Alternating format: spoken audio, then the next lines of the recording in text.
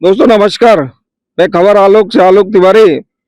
मैं खड़ा हूँ फुलझर में न्यू लुक बायो प्लांट के पास। ये प्लांट की स्थापना के बाद से इस प्लांट के आसपास के 5-7 किलोमीटर के गांवों में जो प्रदूषण की स्थिति है बेहद चिंताजनक है। गांव में जो तालाब है, तालाब का पानी पूरी तरह प्रदूषित हो चुका है। काले कलर की काई वहां जम जाती है और उसका तालाब के पानी से गांव में अस्वस्थ बीमारी फैल रही है। लोग खुजली से परेशान है, कपड़ा नहीं धो पा रहे हैं। यहाँ तक कि मवेशी अगर पानी पी रहा है तो मवेशी तक की तबीयत खराब हो जा रही है। गांव के छतों में काले कलर की परत जमी हुई है और तो और गांव में फसलें खराब हो रही है। ये फुलझर के आसपास के लगभग 55 एकड़ की जमीन में जो धान की फसल हुई थी, धान की फसल के ऊपर भी काले कलर की परत जम गई थी, जिससे धान की चमक फीकी हो गई और उन किसानों के धान के फसल को भी सोसाइटी वाले लेने से मना कर रहे हैं। मतलब किसानों को दोहरा मार पड़ रहा है। मेरे साथ ग्राम बैगा टोला के सरपंच कमल नारायण साहू जी मेरे फ्रेम में हैं और मैं इनसे जानना चाहता हूं कि बायो जो फैक्ट्री यहाँ खुली है फुलझर में, उससे क्या समस्या गांव के लोगों को हो रही है और कैसे उसका सामना ये लोग कर रहे हैं। सरपंच जी बताइए। बायोलुक फुलझर में जो फैक्ट्री अभी संचालित हो चुका है वो हमारे गांव में इतना इफेक्ट कर रहे हैं कि तालाब में जैसे जानवर भी पानी पी रहे हैं तो जानवर बीमार पड़ रहे हैं। लोग वहां पे पहले एकदम साफ सुथरा तालाब था, अभी लोगों के नहाने में बहुत असुविधा है। नहाते हैं तो खुजली सा होता है और जैसे सुबह आप जाओगे तो सुबह इतना लेयर जमा रहता है ब्लैक कलर की। घरों की छतों में भी फुलझर से भी पेशेंट आते हैं अपने गांव में बैगा टोला में डॉक्टर के पास, तो डॉक्टर बोलता है अरे यार आपके सीने में प्रॉब्लम है, ये सब धुआं के कारण है। जो आपके गांव में फैक्ट्री विद्यमान है उनके धुआं के कारण है। आप एक्सरे करा लो, मैं कुछ नहीं कर सकता, मैं तो दवाई दूंगा 2 दिन में खत्म हो जाएगा, लेकिन आपके जो प्रॉब्लम कभी सॉल्व नहीं होगा, आप एक्सरे कराओ, है ना। तो मैं यही चाहता हूँ जी कि मैं तो इसमें यूट्यूब के माध्यम से भी उनको मैं संदेश भेजा था कि एक बार भैया धुएं के संज्ञान लेकर आसपास के गांव में निरीक्षण कर लो और थोड़ा से इनका निराकरण कर दीजिए। ऐसे करके मैं मैनेजर साहब से मैं बात तो नहीं किया, बट यूट्यूब के माध्यम से मुझे पता है जनरल उनके जो क्या नाम है मोहन जी हैं, उनके जो बाबू जी हैं, उनको मैं बोला था, फिर भी वो ध्यान नहीं दिए, ना मेरे फोन नहीं लगाया।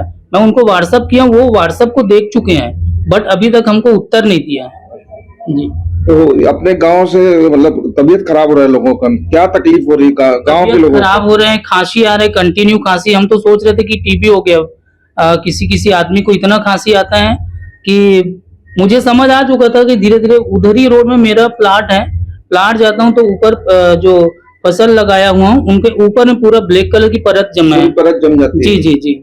इससे फसलों को भी नुकसान हो रहे हैं और तालाबों में सर अधिकतर आप इंदावानी फुलझर नवागांव में भी पता कर लीजिएगा कि वहाँ के तालाब भी पूरा गंदगी से भरे पूरे हैं और यही ब्लैक कलर के लेयर के कारण। ये थी बायो लुक के से उठने वाली समस्या से सरपंच जी ने आपको बताया।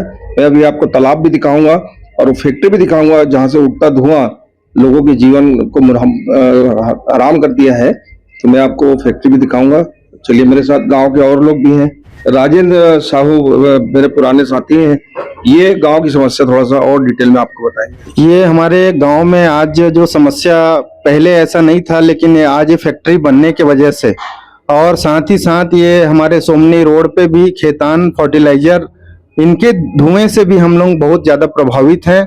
तो मैं शासन और प्रशासन से मैं निवेदन चाहता हूं कि इनकी जल्द से जल्द हर प्रकार की संभव करके इनकी समाधान करें। दोस्तों, मेरे साथ मोतीलाल कुर्रे जी हैं। ये मेरे पिताजी के साथी हैं और आज संयोग से मेरे इनकी मुलाकात गांव में हुई। मैं काका से ये जानना चाहता हूं कि गांव में मूल समस्या क्या है, उस फैक्ट्री के कारण क्या तकलीफ? अब मूल समस्या वही है महाराज जी की जो सामने बायोडीजल बन रहा है, वहाँ अब क्या बन रहा है वो पता नहीं है, लेकिन उसके स्वास्थ्य खराब हो रहे हैं और पानी जैसे नहाते हैं तो खुजली हो जाता है, कपड़ा धोते हैं तो कपड़ा में जम जाता है, बदबू भी आता है। और इधर खेतान में हम ड्यूटी करने जाते हैं नाइट में तो श्वास लेने में तकलीफ जाता है। सर बताइए, इतनी दिक्कत से लोग यहाँ जीवन बसर कर रहे हैं और इसके स्थायी समाधान की जरूरत है।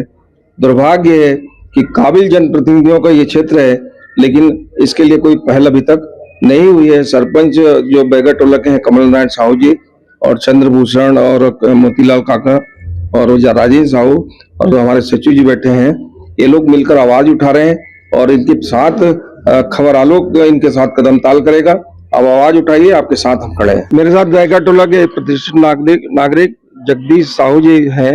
मैं जगदीश जी से जानना चाहूंगा कि ग्राम बैगाटोला के तालाब में जो प्रदूषण फैला है उसकी वजह क्या है और यहाँ के नागरिकों को क्या समस्या हो रही है, ये बताने। बैगाटोला में तालाब है, उसका पानी काला हो रहा है। उसका कारण है बायोफ्यूल जो है फुलझर में स्थित है, उसका डस्ट पूरा उड़ के उसी में आ जाता है, तालाब में बैठता है। और आप हर घर के छत में आप जाके सर्वे करिए, हर घर के जो छत है उसमें काला काला डस्ट जमा हुआ है। आप कपड़ा नहीं सुखा सकते, ये समस्या है। ये बायोफ्यूल का है। स्वास्थ्य का भी दिक्कत आ रहा है, खांसी, सर्दी, जुकाम, खुजली, ये सब दिक्कत है। मवेशियों को परेशानी हो रही है। तो इसके संबंध में मेरा ये कहना है कि जब एनओसी लिया होगा बायोफ्यूल ने, तो उस समय हमारे जो सरपंचों ने, जो फुलझर गांव का सरपंच दिया तो दिया, उसके 5 किलोमीटर के दायरे में जो भी सरपंच आता है सबसे एनओसी लिया गया है, लेकिन ये सब गुपचुप ढंग से एनओसी दे दी है। जगदीश साहू जी बड़ी गंभीर बात बता रहे हैं कि कोई प्लांट खुलता है तो एनओसी की जरूरत पड़ती है और एनओसी जिस गांव में खुल रहा है वो तो देता ही है। आसपास के कम से कम 5-7 किलोमीटर के दायरे में आने वाली ग्राम पंचायतों से भी एनओसी ली जाती है। बैगाटोला सहित आसपास के लोगों ने कैसे एनओसी दिया, गुपचुप तरीके से दिया, ये बेहद चिंताजनक बात है।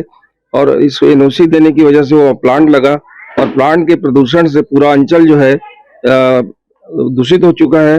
पानी दूषित हो गया है और पानी दूषित होने की वजह से लोग बीमार पड़ रहे हैं। घरों की छत पे काली डस्ट जमी हुई है, ये चिंताजनक स्थिति है।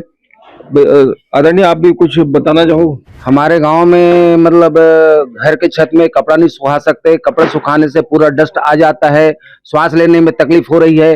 गांव के तालाब में जाएंगे तो ऊपर में एक काला काला परत बन जाता है। और ये सब जो बायोफ्यूल के नाम से मतलब वो एनओसी लिया गया था, लेकिन ये दूसरा काम कर रहा है कल्याणी ये के नाम से, इंडस्ट्रीज के नाम से। अच्छा, धन्यवाद। नई बात जानने को पता चल रही कि बायोफ्यूल्स के न्यू बायो के नाम, लुक के नाम से एनओसी लिया गया और कल्याणी के नाम से काम कर रहा है। अब क्या काम कर रहा है ये भी गांव के लोगों को नहीं मालूम है। इसकी जांच होनी चाहिए और जांच के बाद उसके ऊपर कार्रवाई भी निश्चित होनी चाहिए। बायोफ्यूल के आसपास जितने जितना किसान है उनका खेत है, सबका धान काला पड़ गया और उस धान को सोसाइटी में ले गया तो सोसाइटी वाले ने खरीदने से मना कर दिया। 2-4 किसान मेरे से संपर्क किए, मैं ये बोला तुम बेखटके सब धान ले जाओ, नहीं लेता है तो वहीं जमा करो और जमा करने के बाद वहीं बैठ जाओ। हम सरकार के पास नहीं जाएंगे, सरकार हमारे पास आएगा और ये धान को कौन खरीद देगा, किसको बेचना है बताओ आप, वो खुद रास्ता निकालेगा। और ये तो फुलझर गांव की बात हुआ। फुलझर गांव से बैगाटोला लगा हुआ है। जहां तक मेरा अनुभव है, इस साल धान में जो लाइट था, चमक था, पहले अगले साल जो धान में चमक था वो चमक इस साल धान में नहीं दिखा। धीरे धीरे वो प्रभाव जो है फुलझर से बैगाटोला, बैगाटोला से इंदावानी, इंदावानी से नवागांव, मंगल लोटक और कोपेडी, बीरेझर, ये सब में प्रभाव पड़ेगा। लेकिन इसके लिए मेरा एक सुझाव था कि जमीन अधिग्रहण के समय जो 7 गांव का जमीन अधिग्रहण हो रहा था, उस समय हम लोग संयुक्त किसान मोर्चा बनाए थे। क्यों न संयुक्त किसान मोर्चा को जिंदा किया जाए और सभी गांव के किसान उसमें उस लड़ाई को लड़ें, आंदोलन को करें, ये मेरा सुझाव है। मैं उम्मीद करता हूं कि सरकार जागेगी और जागना भी चाहिए। इसलिए जागना चाहिए कि 3100 रुपए समर्थन मूल्य देने का वादा करके सरकार में आई भाजपा आज किसानों के धान का रंग उड़ने से, धान खरीदने से इनकार कर रही है।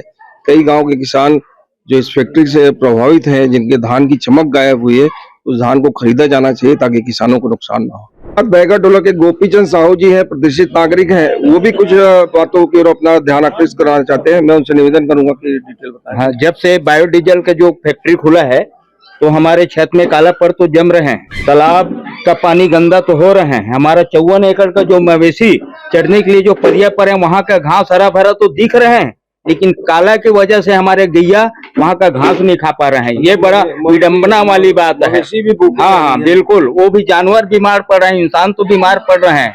अब इसमें हम किसको दोषी ठहराएं? आप लोगों से निवेदन है, हम जनता हैं, आप लोगों को गुहार कर रहे हैं कि आप इनका समस्या का निदान करें। गाय को माता मानने वालों की सरकार है और गाय की माता जो चरती है, जो घास जो खाती है, उस घास में भी काली बर्फ जमी हुई है। ये बेहद चिंताजनक और शर्मनाक है। सरकार को चाहिए कि तत्काल इस पर कदम उठाए ताकि लोगों को राहत मिल सके। दोस्तों, मैं बैगा टोला के उस तालाब में खड़ा हूँ। इस तालाब का लगभग इलाका 5 से 6 एकड़ का है और ये पुश्तैनी तालाब है। मतलब हमारी उम्र के, चंद्रभूषण के उम्र के मतलब भी नहीं जानते कि तालाब कब बना था। और 70-80 साल के मेरे काका खड़े हैं, पूरा काका, वो बता रहे हैं कि उनको भी नहीं मालूम है कि तालाब कब बना था। मतलब पुश्तैनी तालाब है, लगभग 100 साल से ऊपर इस तालाब की उम्र है।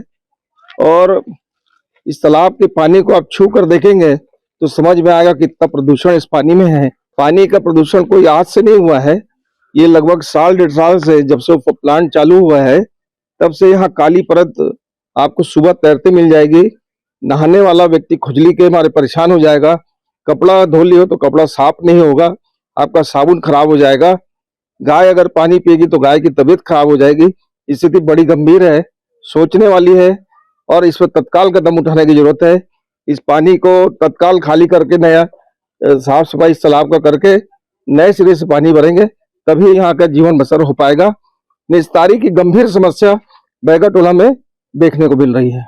New look bio fuels private limited इस प्लांट को एनओसी देने के लिए पूर्ववर्ती कार्यकाल के कई जनप्रतिनिधियों ने भरपूर भ्रष्टाचार किया और गुपचुप तरीके से एनओसी दिया, जिसके कारण यहाँ के लोग, आसपास के नागरिक परेशान हैं।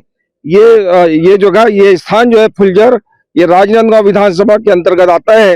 राजनांदगांव विधानसभा छत्तीसगढ़ विधानसभा के अध्यक्ष और पूर्व मुख्यमंत्री छत्तीसगढ़ डॉक्टर रमन सिंह की विधानसभा है और डॉक्टर रमन सिंह से गांव के किसान न्याय चाहते हैं, गांव के नागरिक स्वास्थ्य चाहते हैं और इस प्लांट के खिलाफ कार्रवाई चाहते हैं ताकि गांव के लोगों को राहत मिल सके। मेरे साथ कैमरामैन आनंद शर्मा के साथ आलोक तिवारी।